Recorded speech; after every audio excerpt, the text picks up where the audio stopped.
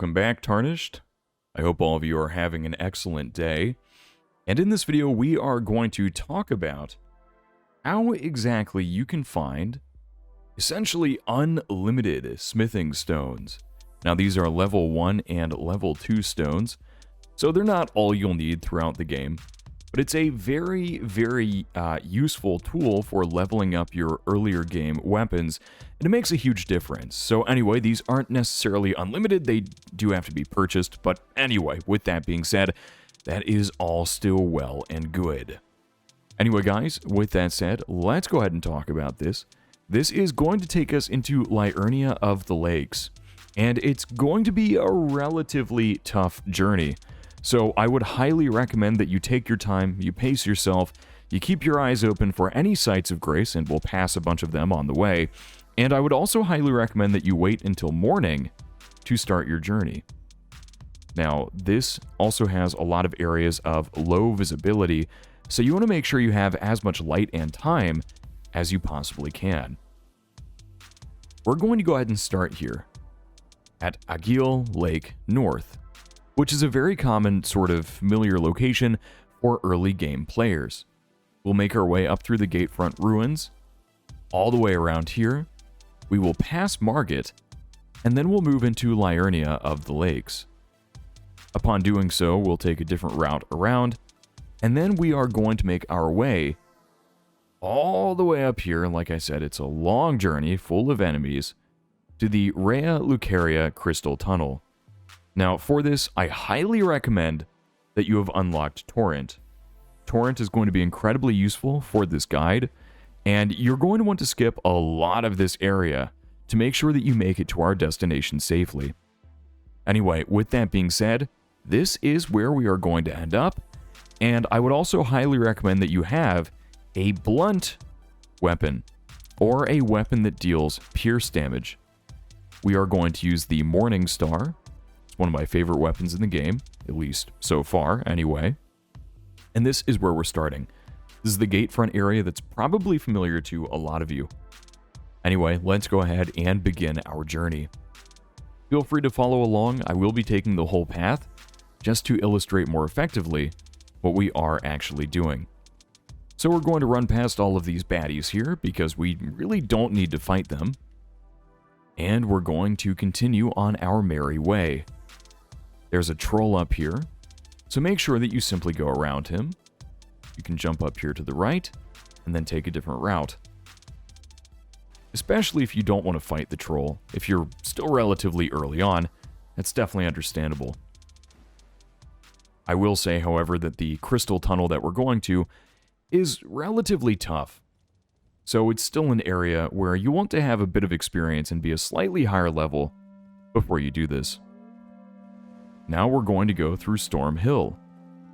There are several wolves around here. They're relatively annoying, but they won't bother you too much if you just speed past them. Keep running up this way, and we're going to run under this bridge.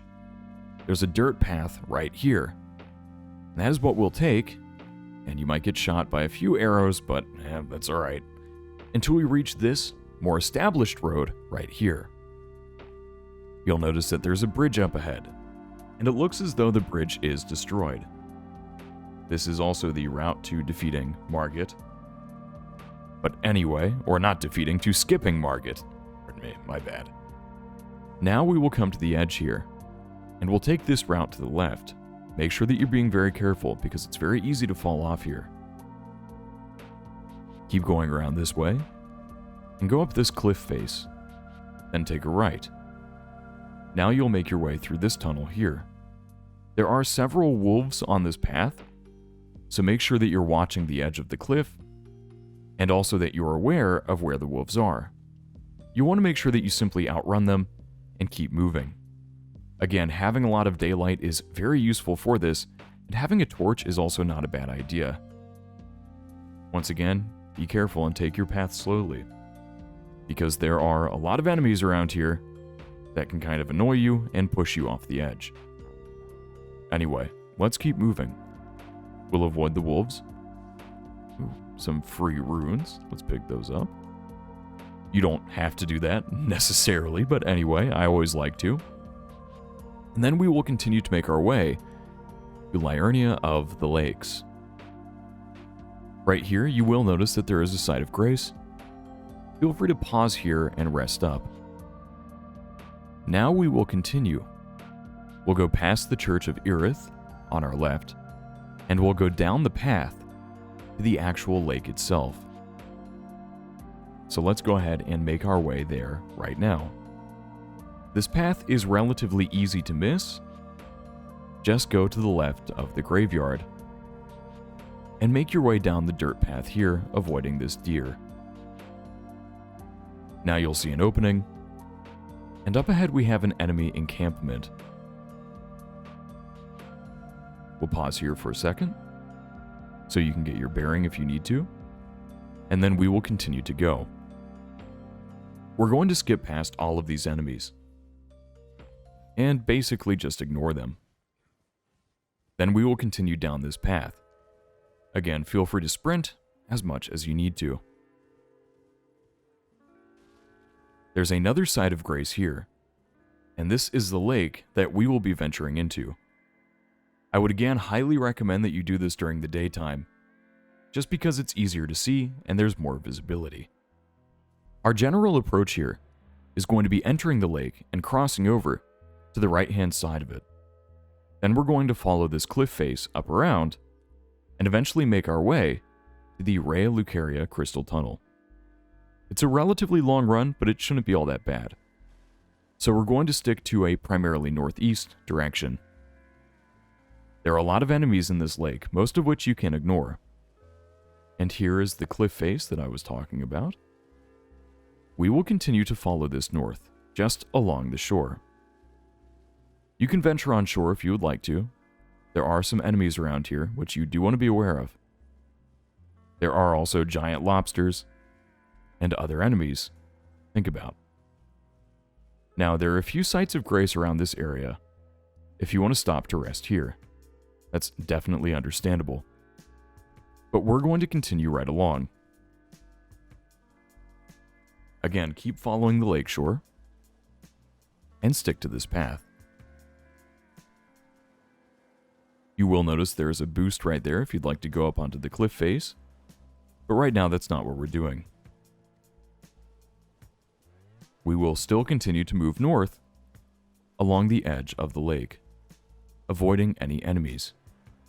In this area, there aren't too many of them. These are poison enemies, so you'll want to be aware of that and make sure that you avoid them. Up ahead, there are marionettes on a balloon. These marionettes or puppets are very annoying, and I think that I just got sniped by a lobster. Yes, I did. That can also happen. So be aware of that. The lobsters have a great deal of accuracy, and they can one-shot you if you're very early in the game. Anyway, continue on, ignoring pretty much all of this. Make sure that you don't get caught up here with all of these enemies. Just keep moving right along. You will notice that we're still following the northern sort of path here, and we're moving around the east of the lake. There's a small grouping of trees here. You can go through it or you can avoid it. It really just depends on your personal preference. Just make sure that you're sticking to the cliffside and that you have a good general sense of where you are. This is an area that can be relatively easy to get lost in, especially if you haven't unlocked the map yet. As you can see, there are a few dead ends, but you can generally avoid them pretty well and get yourself unstuck.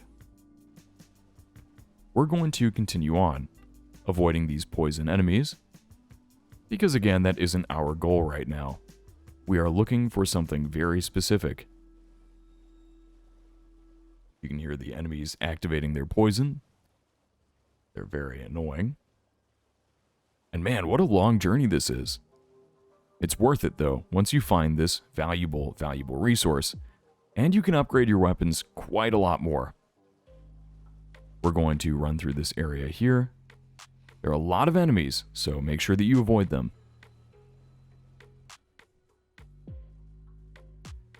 And we're going to make our way right over here. Now, we should have a second here to go ahead and check the map. Never mind, we can't. There must be some sort of enemy nearby. But once you get to this open clearing, you'll notice this large church-looking creature right here. Or turtle with a church on its back, I suppose I should say. Our destination is just beyond that. There's also a glowing thing on the map right here that indicates a crystal tunnel. There are a lot of enemies around here, so be cautious. You're going to sprint past all of them, doing your best to avoid them.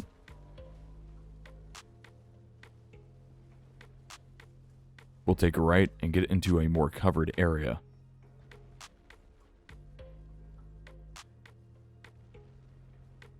Now, we should be able to pause here. I've actually just passed our destination, and it's a little easy to miss. So in case you miss it the first time, simply, follow along this path, walking on the north and south of the shore. This is why daylight is also very important. Here you'll notice our path. This is where we're going. You'll be forced to get off the mount right there. And now you've made your way the Rhea Lucaria Crystal Tunnel. Now these platforms for me are deployed because I've already been down here. And you of course simply step on them, and then you'll be lowered down into this tunnel system. Now these are the Rhea Lucaria Crystal Tunnels. They are of course associated with the School of Magic, I suppose, and you can rest here at this Site of Grace. I would absolutely recommend that you activate this Site of Grace, because there are some tough enemies up ahead. These enemies are crystalline in nature, so you will need to be able to deal blunt or piercing damage. They're not too difficult for me because I do have a bit of a higher level. There are also a lot of crystals around here that contain higher level smithing stones. But anyway, we will continue running on. You can collect these materials here, or item upgrade materials. And be careful, there are some drops up ahead that can be pretty daunting. Here's a crystal enemy. We'll go ahead and attack him, and then acquire these materials. And here's our main path. These enemies can be tough, so absolutely pace yourself.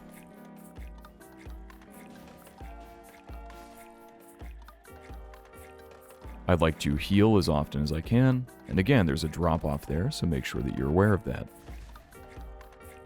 There we go. Perfect. Now, for any of you new to this cave, this won't be here. This platform is activated from down below. So the first time you navigate this cave, you'll have to go in this direction.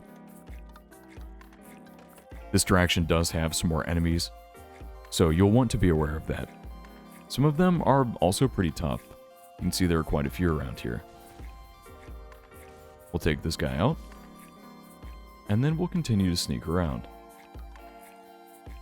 remaining as aware as we can be of these enemies. That was a bad move. Yep. Definitely a bad move.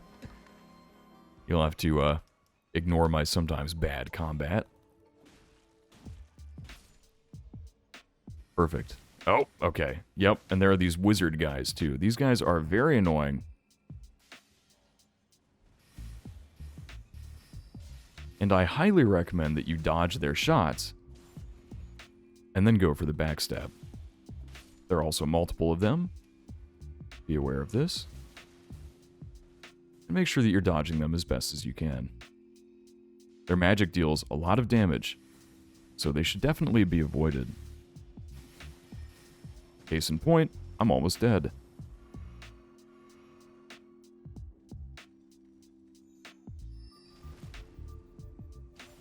There we go. Now he's almost done. There aren't too many of these guys that you have to deal with, but there's still enough to be annoying. We'll take this guy out. Now he's a goner. and we'll go ahead and pull on this lever.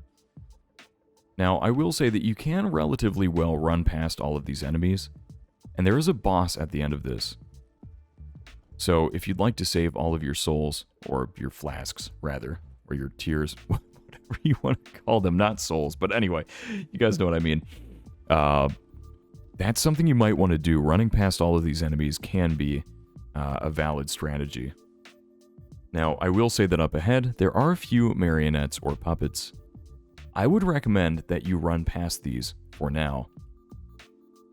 They're a little bit farther on in the cave, so definitely be aware of that. And here we have a few more shamans milling about. You can skip these guys if you'd like to. They're relatively easy to skip past if you sneak. But do your best not to alert them. They have a lot of magic, that's what I meant to say. And now a marionette will drop down from above. We're going to skip these. And they will shoot at you, so be aware of that too. And now we're almost to the end of the tunnel. We'll skip these guys here. One of them will wake up, but simply move right along. I would say you want to have probably at least 2 or 3 flasks by the time you make it to the boss. And you will notice they are coming after me, so you might have to fight 1 or 2 of them. This guy is pretty tough. Now, I'm just doing this for demonstration purposes, but running past them can be a decent strategy. You will notice I have no flasks left. Skipping these enemies, your first run here, isn't necessarily a terrible idea. And now, when you come down here for the first time, there will be a fog up ahead, right here. You'll traverse the mist, and then you'll fight a crystalline enemy. This crystalline enemy, once you defeat it, will drop a bell bearing.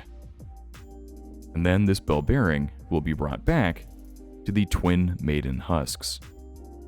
So let's say hypothetically I've just defeated the crystalline.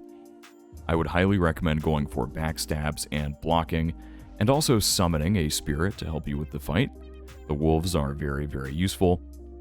Just for reference, the first time I made it down here, I also had no flasks left, and I was able to beat the crystalline boss without too much difficulty. It's sort of like a mini boss, not anything too hard, but it might take you a couple of tries, and that's perfectly fine. I would recommend that you don't come down here with too many souls, or runes, so you don't risk losing them if you are defeated in this area. Anyway, now let's move on, and let's go back to the location where you'll need to trade in this bell bearing to get the upgrade items. I'm going to return to entrance, and this return to entrance option spawns once you defeat the crystalline boss. There we go. Now we will be at the entrance of the cave. So as you can see, this is not an overly easy journey. It takes a lot of effort, and it's also something that takes a relatively long time. Anyway, now you're going to travel to the Table of Lost Grace. I've been wanting a bit of extra health, so let's go ahead and go for that. There we go. Anyway, that's just my personal choice, not something you have to do. Then you'll make your way here to the left, and then you'll take a right, and you'll go down this hallway. Next, you'll make your way to the Twin Husk Maidens, or the Twin Maiden Husks, and you'll offer a bell bearing. At this point, you will be able to offer the bell bearing that you've received from defeating the crystalline boss.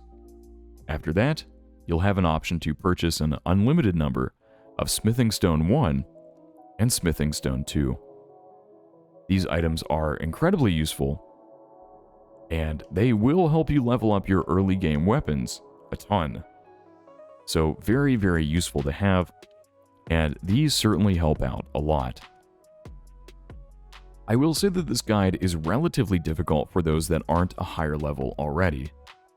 However, if you're having problems with Margit, or Radagon, or one of the other bosses, you're probably going to want to level your weapon a little bit more. Having more smithing stones is something that can help you a lot in that regard, because it can let you boost your weapons by many, many levels. For example, one of them that I upgraded is just one that I like. It's the Grave Scythe. I've managed to get that to +8, basically by just using this method. So it can be a game changer for people that want more weapon damage, and people that want a bit more of an easy time with bosses. Again, getting this item in and of itself is not easy. So that's something that you do have to think about. But anyway, guys, thank you for watching. Let me know if you found this guide helpful, and I will see all of you in the next one.